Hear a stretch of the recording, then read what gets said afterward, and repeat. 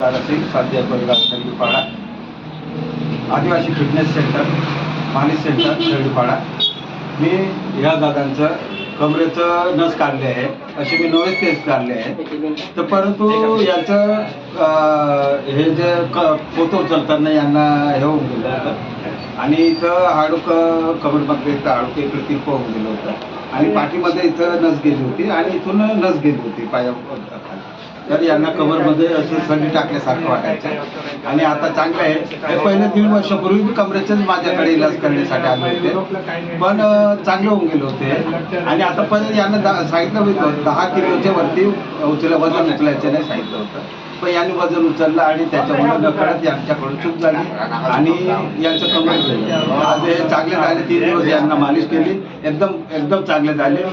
तुम्हाला आता कसं वाटतं? आता बरं वाटतं ना? कधीपासून झालं कसं काय झालं तुमचं परिचय करू दे नाव गाव सांगा. माझ्या गाव आहे आपल्या नंदुरबार जळगाव तालुक्याचे काय झालं होतं तुम्हाला नेमकं? काय ते आपला फोटो उचलला गेलं होतं म्हणून ते आपल्या नोस इन्फेक्शन झाली होती. आणि पायाला कसं वाटायचं? आता बरं वाटतं ना? काय असं टोचल्यासारखं वाटायचं? नाही आता बरं वाटतं. आता बरं वाटतं ना? एकदम चांगलं वाटतं. चालेल.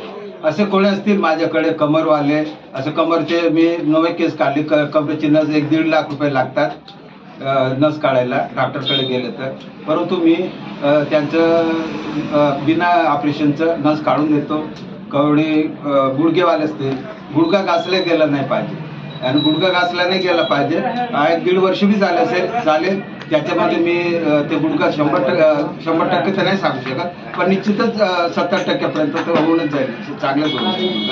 आणि कमरचं पायाची टाच दुखत असेल ऑपरेशन करायची गरज नाही माझ्याकडे यावं आणि पायाची टाच बिना ऑपरेशन चांगलं होऊन जाईल. जय योगेश्वर. धन्यवाद.